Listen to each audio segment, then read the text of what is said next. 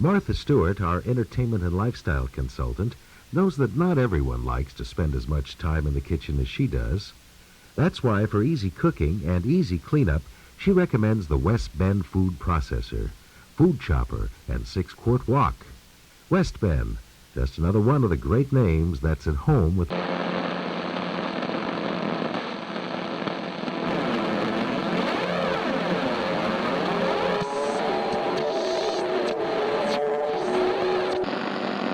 There seems to have been no development. Are we live? Just in. Reports are coming in about this message. Little is known about me. No record of liberty has been found.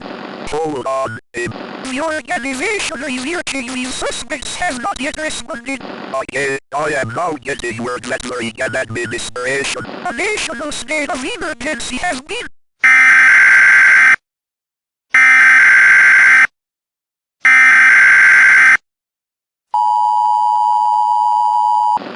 Please stay inside and lock all entryways, and if your neighbor knocks, do not answer.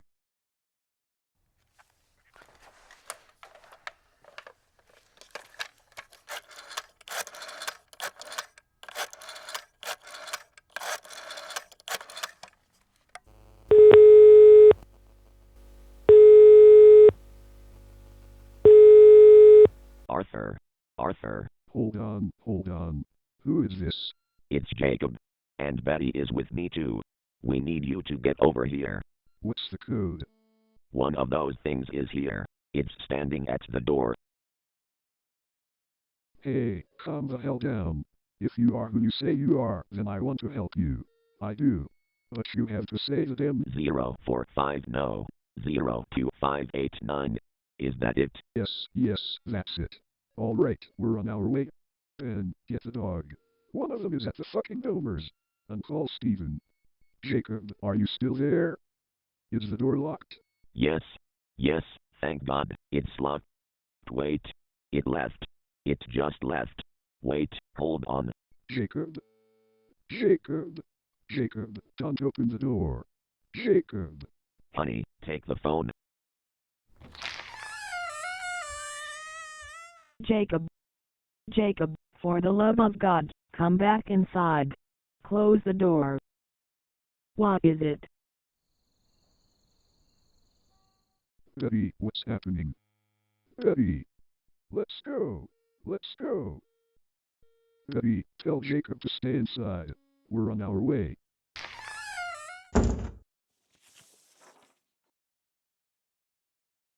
Dear Jacob and Betty, I would like to begin by saying I am sorry for your loss. It must be hard. For all the questions you've had over the past year, I bring you this. You'll find everything you need inside. I hope you stay safe so you can carry on her memory. However, be careful. Stay inside. Lock your doors. And make sure to tell one another how much you love them, in case you forget. And pray, day and night, that they don't find you. East 5 and 7. This call came in at 1901. Advised a male and a female were arguing with each other near to the car dealership that's over there, the southeast corner. It's a white male, 50 years old, 6 foot, medium build. He has gray hair. He has jeans and is riding a motorcycle. And then there's a white female, 5'4" to medium build.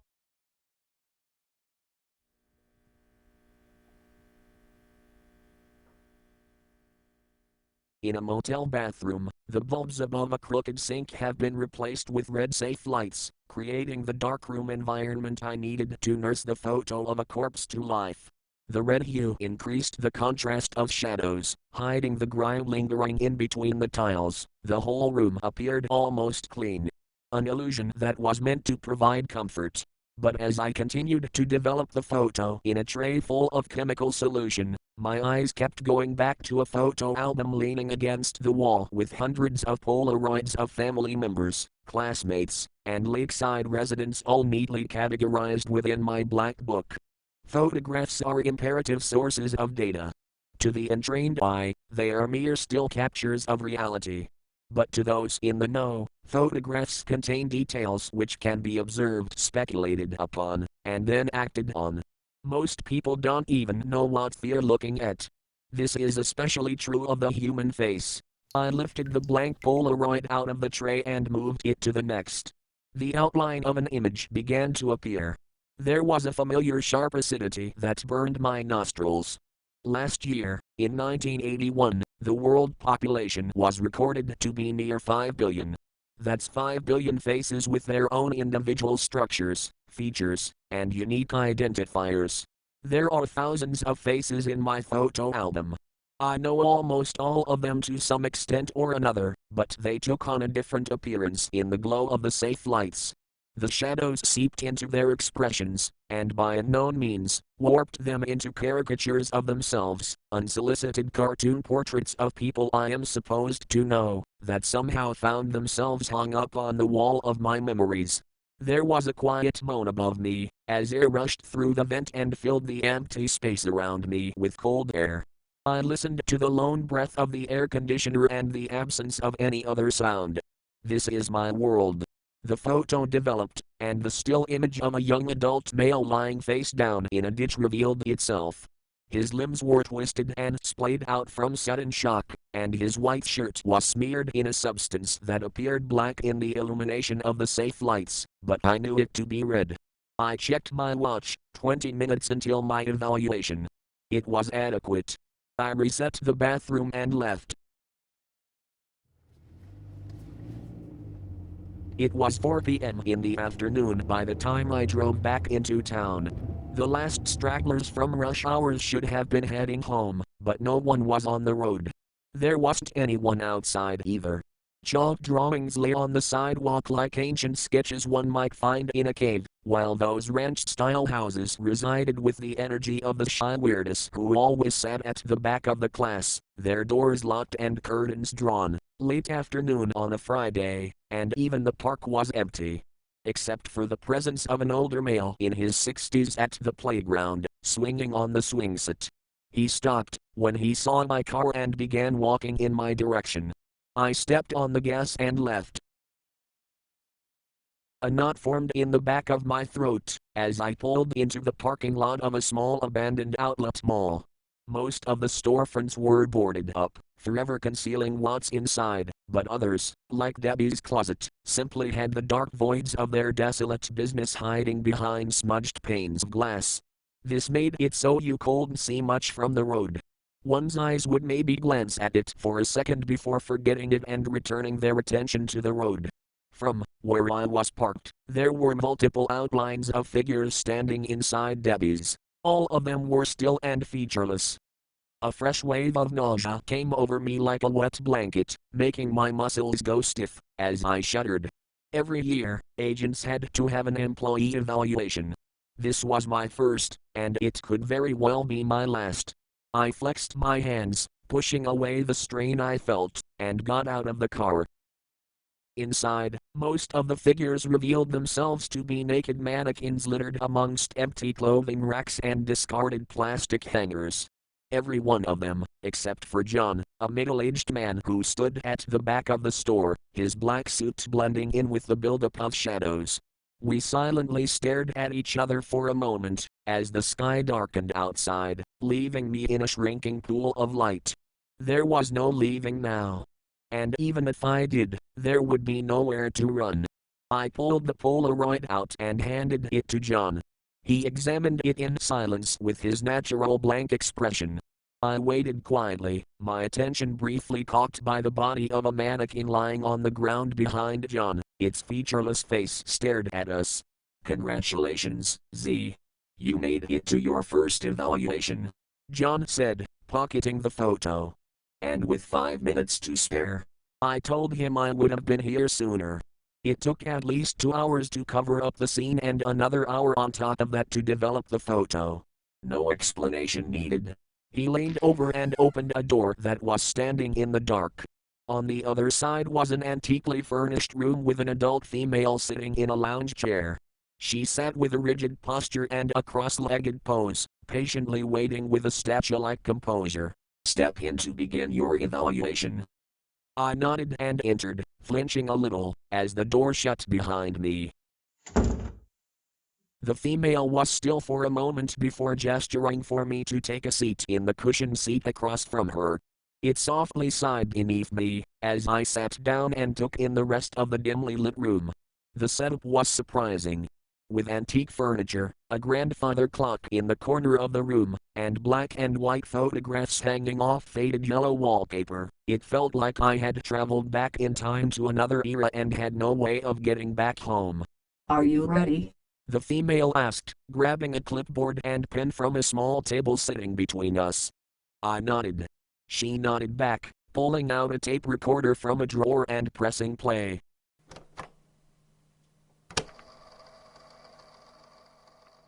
September 20th, 1982. Evaluation with agent number 2579.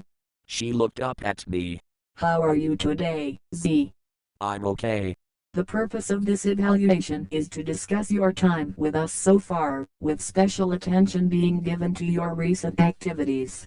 I cleared my throat, as she pulled out my file. My attention again wandered. The room was illuminated only by a couple of lamps, one of which stood on the table beside the female. This left the ends of the space significantly darker than the rest, leaving only the faint outlines of objects I couldn't make out. You've been active for about 4 months, completing multiple assignments with only a few hiccups here and there. We'll discuss those when we get to them. Overall, the department has been impressed with your performance, especially for someone of your age and experience. She put the file away, and a darker shift appeared in her expression when she locked eyes with me again. I knew what was coming next. With so many points to begin our discussion on, this morning's events seem most relevant, wouldn't you agree? I nodded. As you know, we value our security highly. It keeps us out of the public eye, it ensures the safety of our agents. It ensures your safety. The department takes any leaks, especially of this magnitude, very seriously. She casually shrugged her shoulders. Any information would be useful. We just want to keep people safe. She waited. If you have no information to give, it's best not to say anything at all. So I said nothing. Where were you when the news broke this morning? I was staying in a room at Farmland Inn, and the television was on. I don't even watch the news, but for some reason, I decided to change the channel to a station, and there it was. The curtain had been pulled back live on CNN. The world knew. Then I heard a knock at the door. The female wrote down my response. Did you hear from your partner that morning? I shook my head. Up to that point, when was the last time you two spoke to one another? The sharp twitch in my cheek. The hospital. As she jotted down another note, my eyes shot to the dark corner of the room. There had been movement. He was close with Lucy Domer, correct? I didn't respond at first, scanning the part of the room beyond the barrier of the lamp's illumination. Perhaps it was my mind playing tricks on me, but in that absence of light, I thought I saw a face. I felt the heat of its glare. Why don't we start there? What can you tell me about Lucy Domer? I brought my attention back to her. She waited patiently for a response. She went to my school, I said, glancing at the dark space behind her one last time. Here are some facts for you. Lakeside has a population of 600 people. Lakeside High has a student population of 150. Of that group, a majority of them were freshmen and sophomores, with juniors and seniors scattered throughout. I was a junior. It was my second consecutive year as a junior, and there was likely to be a third. There would not be a fourth. How does one keep track of an entire population? There are many tools and methods available to agents to acquire the data they need from groups or specific individuals, but my preference for visual learning always brought me to the photos, especially portraits. There's a lot to inquire about from the details of one's facial structure. And I know every face. In my room, I flipped through my black book, where pages of the student population's yearbook photos from freshman to senior year were held. Joseph Connor, male, 15 years old, white, dark green eyes, wavy black hair, 5 feet and 11 inches in height, slightly crooked nose. Katie Lauren, female, 17 years old, Hispanic, amber eyes, short bobbed brunette hair, 5 feet and 6 inches in height, and absent from school for the past couple of days, whereabouts unknown. Lucy Domer, female, blue eyes, straight blonde hair, probably ironed it every morning, small pointed nose, about 2 to 3 centimeters, skinny yet athletic build, a flesh-colored birthmark on the side of her neck, and her eyes were 45 millimeters apart. She was on her second consecutive term as class president, and she likely would have gotten a third, if she was allowed to. Because of the small nature of our school and Lakeside as a whole, she knew a majority of the upperclassmen, except me. Although in some ways, I knew her better than most of her closest friends ever did. I spotted things about her that they couldn't, because they weren't trained to look for such things. For instance, earlier in the week, she had walked into biology class with a smile on her face, as usual, and said hello to all her friends sitting near the front of the class.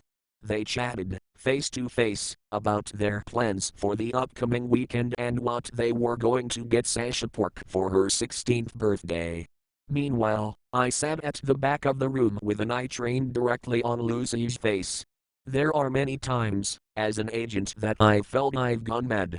I've reasoned this to be because of a gap in knowledge between an agent's perspective and everyone else's. Lucy's friends were staring at the same face I was, and maybe deep down inside of them, an alarm was going off that something wasn't right about Lucy, but an ignorance, mimicking logic, told them it was nothing. This is why no one else noticed that the 45 millimeters between her eyes had grown to 50 millimeters. I took out my camera when the bell rang and asked Lucy for her photo, lying that it was for the school newspaper. She agreed and gave her best impression of a smile. Your name? She asked afterward. I lied and told her Jackson. 45 millimeters and 50 millimeters, a small difference. Too small for a civilian to notice. But as I sat in my room a few days later, observing her new photo and comparing it to the one in the yearbook, I couldn't unsee it.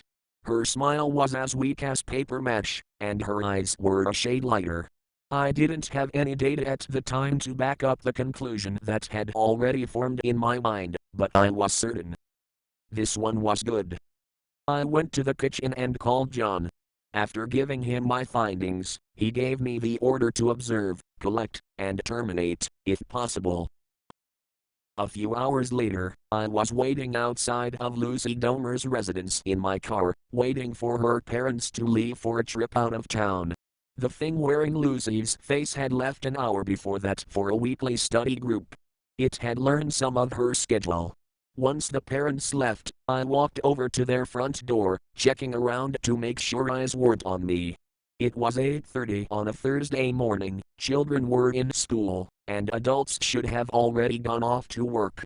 The houses stood still in quiet anticipation, waiting for the residents to return home, even the abandoned house directly across the street with its boarded-up windows and decaying infrastructure. All it could expect was vagrants. I was still getting the hang of lockpicking, and the ones the agency issued out were cheap and fragile. It broke after a minute of fidgeting, so I went around the front and leaped over the fence, shattering a potted plant in the process.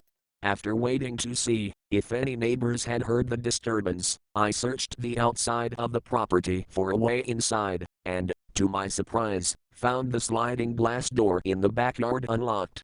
The Domers must have thought the fence to be enough. It was likely this oversight that allowed the thing to get into the residence in the first place. It was quiet inside. An agent often finds themselves in someone else's home. With a couple of months on the job, this was the 8th house I had been in. People never realize how quiet their house is when they are gone. It was so quiet in the Domer residence that I felt the familiar feeling of being an intruder as I snuck across the beige carpet. Conducting a survey of an individual's residence requires an understanding of how they normally live. Every person has their quirks and routines. I was looking for disturbances in these routines, something out of character. Fortunately, with small towns, such as Lakeside, comes a decreased amount of barriers between you and your neighbors. Mr. Domer was a business manager who owned and ran two convenience stores downtown. They were tight-run operations, so I wasn't surprised to find his house in a similar state. The newly refurnished kitchen was free of dishes and clutter, and the living room was organized with pillows presented in an inviting fashion. The only chaotic space in the house was Mrs. Domer's office down the hallway, which was filled with files and legal documents, likely from her job down at the courthouse. Lucy Domer's bedroom was the main focus of interest, however. It was at the end of the hallway, past family photos of trips out to the beach and Yellowstone National Park. In all of them, the three subjects stood side by side, clinging to each other with arms around one another's shoulders, declaring themselves one secure unit, as they all smiled toward the camera. Inside, the curtains were closed, leaving the room to dwell in the dark. I flipped a switch, and a hazy incandescent light splattered across faded yellow wallpaper and chipped white furnishings. Everything, like the rest of the house, was immaculate, with the glaring exception of the bed. The white comforter was hanging off the side of the queen-sized bed like a corpse gone limp. With a father like Mr. Domer, would she honestly have forgotten to make her bed? The rest of the room was mainly untouched. Her bedside dresser was supplied with a large assortment of hair products along with school books and notecards. Surrounding the mirror, with the use of tape, were various photographs of family and friends. I spotted familiar faces like Sarah Benjamin, Jenny Christian, and Donnie Lane, all of them being in the same senior class as Lucy. For a moment, a photo of her and a senior named Marco Lasano caught my eye. And in a portrait of herself, a gold-colored cross necklace hung around her neck, similar to one that hung around the neck of a young beagle in a framed photograph sitting on her desk. His name was Bravo. It was one of her favorite accessories, she always wore it. This thing could play high school girl all it wanted, but it had to hide the body first. She would have started to decay in a matter of hours, in which case, you would have an odor that no one, especially not a parent, could ignore. Lucy's mother was a gardener, it appeared, with the majority of the backyard being covered in gardening beds growing a variety of fruits and vegetables. Within the beds, the soil looked dark and rich, sprouting green plants littered with the eyes of rather bloated tomatoes and oranges. The mother would have been out here, for hours tending to them. She must have smelt the still stench of acidic natural oils leaking out of a broken organic source, its processes having shriveled up and built up rust. I followed my nose and spotted the flower bed at the back of the garden, past the carrot bed and a large bag of natural fertilizer. The flower bed was a few feet wide in width. The petunias and sunflowers that used to sit there had been ripped out and piled to the side, and the loose dirt had just been piled on in their place. With Lucy's mother not having noticed, I suspected there might be a bigger problem. I got on my knees and began digging, sinking my fingers into the cool dirt and scooping it out with my palms, wondering how far the thing had dug to bury Lucy in such a confined space. I didn't mind the dirt that crept in under my fingernails. I also didn't mind the wave of decay that washed over me, as if I had accidentally burst an air bubble of gas. After a few seconds, I spotted something that caught the glaring eye of the sun. I dug my fingers into that infected patch of earth and pulled out a cross necklace. It glimmered in my hand. The wind whistled, as it blew past, making the wind chimes sing somewhere in the distance. Then there was the slight crunching of grass behind me. I spun around, and it was standing there near the tomato bed, wearing Lucy's face. It stared at me in silence. I didn't hesitate, jumping up to my feet and pulling my service weapon out from the back of my jeans. I pulled the hammer back and aimed. I sucked in my breath and began shifting to the left, putting distance between it and me, a couple of garden beds sitting between us. Jackson, what are you doing? It asked with a rigid expression, as if it had lost the manual on how to handle these situations. We both stood there in silence, staring at each other. There was an audible wisp of air, as a vehicle passed by in the distance. After a minute, I got the feeling it was observing me, just as much as I was. Put the gun down. Can we carry on? We just talk, okay? Don't move. It raised its hands slightly in front of its face, as if trying to surrender, but its arms were slightly too outstretched. It looked like it was mimicking the walk of the dead. I kept my weapon aimed at the 50mm space between its eyes. It stood there for a second, its attention slowly rolling over to the flower bed, with its torn out flowers and soil mound, before flicking back to me. I steadied my aim. I'm innocent. It slowly shook its head. You know me. We have class. There was a twitch of a muscle right below its eyes, an indication of when it realized it was in trouble. This realization leaked into the edges of its eyes. They trembled, and the soft cheekbones she once had gone rigid again, as she mouthed out a desperate please. Lucy had always displayed this angelic complexion which complemented her doe-like demeanor. She could have been standing tall and gentle out of one of those flower beds, with the sun blessing the blonde waves of hair that sat on top of her head like a sunflower, and reflecting the deep blue of her irises. Lucy's face moved closer into the sunlight, and the glare of the sun bounced off those eyes, illuminating the blue curls within, and how they were a shade lighter. The thing took another step forward.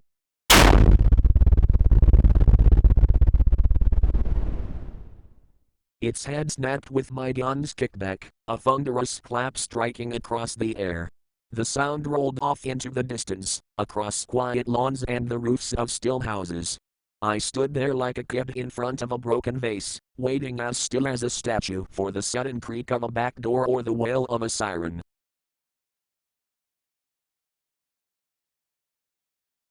And your next action?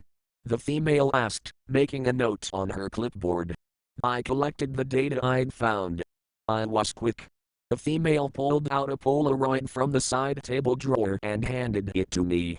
It was an overexposed and oversaturated Polaroid capturing the body laying across a sea of natural colors turned sour, the outline of the body breaking down, as it mixed with the bleeding environment surrounding it. You took this photo? I nodded without making note of its quality. I handed the photo back, not wanting to look at it anymore. An acidic sensation dwelled in the pit of my stomach, tearing at the wall of my stomach from the inside. This occurred during the day. The female put the photo back in the drawer. Any witnesses? She looked at me directly, her gaze was sharp. I shook my head, glancing at the darker space behind her. Are you sure? Yes. No adults. To the topic of my survivability up until now, know that I follow this one doctrine: going home after an assignment is a rookie mistake. I understand it's a natural feeling. After seeing and encountering the things we see, there's an animalistic urge to crawl back into the cave we woke up in. Close all windows and lock the doors. We believe this will keep us safe from what's outside. But work can sometimes follow you home. So I went to Farmland Inns, a 2-story establishment near the edge of town, suited with a flickering sign out front and a strong scent of mildew.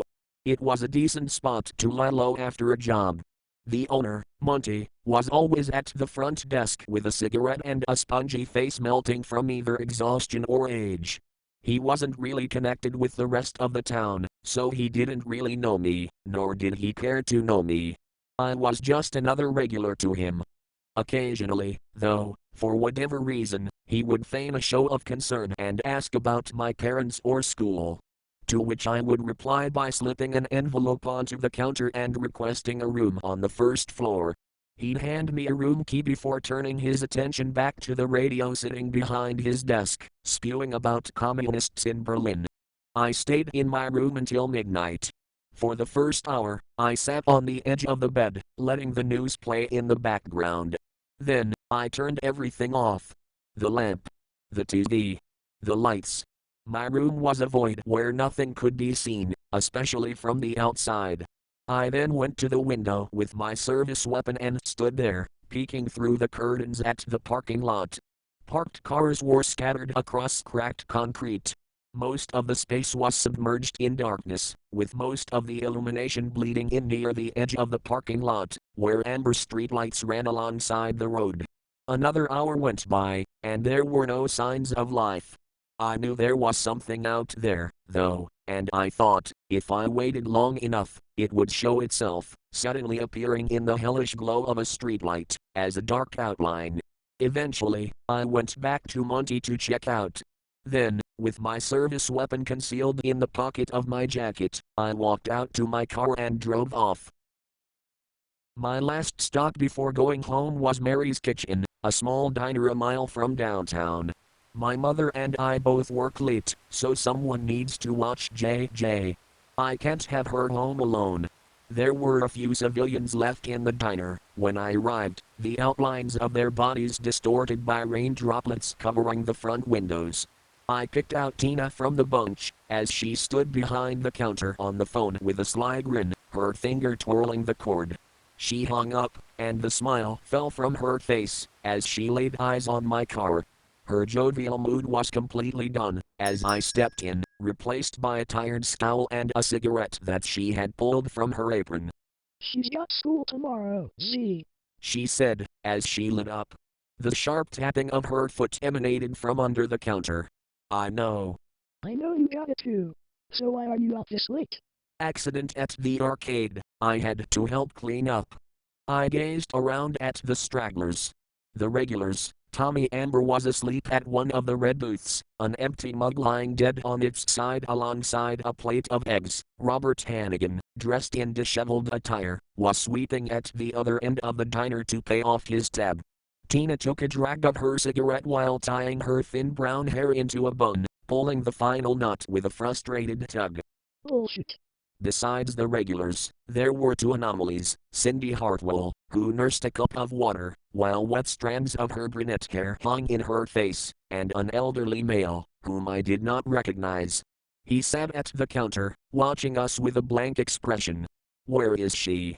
She led me to the back office, where JJ was sleeping with a throw blanket on a puffy black leather futon. Crouched next to the futon was Jerry, the owner, as he mumbled incoherently in front of a large black safe. Jerry opened Mary's back in '74, and he continued to run it ever since, even after the diagnosis. His fingers, shriveled to the bone, spun the dial slowly and with hesitation. Jerry, the note. Jerry glanced over and nodded, pulling a sticky note gone dry out of his pocket. I watched intently, as he spun the dial and opened the safe, pulling out a couple of files from the back, where a revolver slept comfortably in a mounted holster. Z's here, Jerry. Jerry regarded me with a blank expression and brown eyes, now faded and stale. Sabrina's boy. He was still for a moment, before a weary smile cracked across his face. He had given my mother a job back in '82, it was one of the reasons why we had moved here, but he didn't remember that. Jerry gestured towards the safe. Mary was always better with this than me. I feigned a smile and leaned down to gently rub JJ's shoulder. JJ. Come on. It's time to go home. She slowly opened her eyes and rubbed away the film of sleep with a balled-up fist, revealing two soft curls. The comfort of sleep still sat on her, though. Her eyelids failed, and I moved to catch her head, as it fell back towards the pillow. With one scoop, my arms wrapped around her, as I picked her up and laid her head against my shoulder. She breathed calmly against my ear, smooth and steady like a wind chime in spring. Tina followed me out of the office. I swear, Mary is all that man talks about these days. Probably, because she's the only thing he can remember. That would explain why he hasn't hired a new cook. He's the only person back there now, and folks are starting to holler. I scoffed, as the sound of Tina's footsteps died off behind me. This can't keep happening, Z. I have your money. She stepped in front of me. No. Don't do that. It is past midnight, and she should be asleep in her own bed. She took another drag of her cigarette. Just let me drop her off at home. I can watch her for at least an hour before I have to come back in. I shook my head. It's cheaper. I don't want her home alone. She'll be safe. I brushed past her towards the door. Jesus, see you act like a Boogeyman is sitting in your bushes waiting to never. I glanced at the unfamiliar old man as I pulled out a brown envelope. He was still staring at us. I'll have your next payment in a couple of weeks. The tip of the smoke lit up as she crossed her arms. I don't want your money. Then give it to Jerry. Tell him to hire a new cook. Amen. Tommy Amber said from his booth, having woken up. I ordered scrambled, not over easy. Mind your business, Tommy. I placed the envelope on the counter and slid it towards her. Without hesitating, she put her cigarette out on it and wiped off the ashes before stepping closer. Something in me unintentionally grew tense. If arcades pay this much, then Jerry can bust his own damn tables. Do you think I'm stupid? What exactly are you doing, huh? You selling drugs? Slinging dope? Her voice lowered a little to a whisper. What would your mother think? I wouldn't know. My mother worked 3 different jobs, and with the hours that I worked, I hadn't seen her in a week. If that's what you think, then call the sheriff's department. Don't be smart with me. She said before sighing softly. I'm just worried about you. She leaned in and scratched JJ's shoulder before kissing her on the head. Good night, sweetie. She then shot me a glare and told me to get home safe before snatching the envelope and heading back behind the counter.